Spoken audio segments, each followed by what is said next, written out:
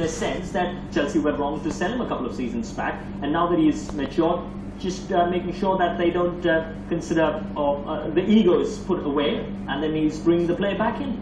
He's just sat into central midfield like he's been there for years. He gets the ball, he passes it, he keeps it simple, he wins headers, he wins 50-50s.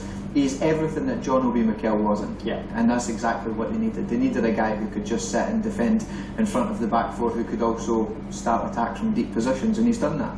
He's almost a bigger version of Michael Essien, isn't it? From what Michael Essien was in the first stint that Jose Mourinho had at Stamford Bridge. Yeah, definitely. I mean, he's your defensive midfielder with an attacking quality. He's almost an all-round, perfect player for Chelsea, and he's given them that insurance to go on to attacks, and he's chipping in with great forward passes as well. So a fantastic signing, and credit to Jose Mourinho for picking him.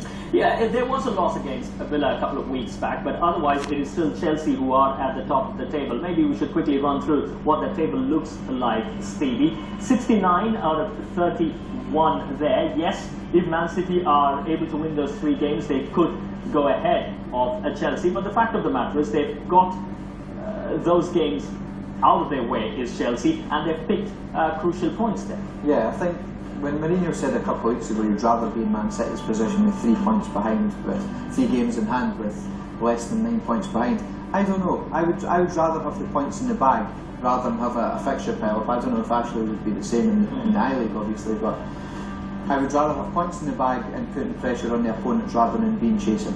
And I think Mourinho enjoys that. Yeah, the pressure's off you with your points in the bag, and you look at the games in Man City, they've obviously got to play Manchester United, so that's not a given game to go and win there. Anything happens in a derby, so points on the board at this stage of the season, you can relax a little bit, I suppose, and it's pressure on everyone else because they're the ones that are chasing, they're the ones that have got to catch you.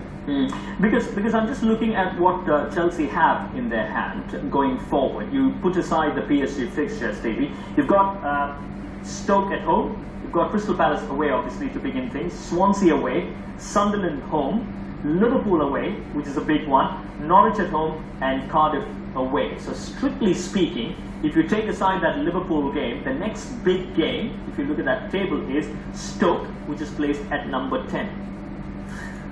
They've played all their difficult games earlier on in the season, and now they're top of the league with what you could argue is an easy run. The only difficulty they'll encounter is that they've got a lot of the low-down teams who are fighting, and they're fighting to stay up, fighting for points, who may make it incredibly difficult for Chelsea, like Crystal Palace away, for example. Sure. So those games will be difficult for that basis, but the Liverpool one may decide where the league goes. It's going to be interesting. They're up against, of course, PSG. PSG, quick one on that. Chance against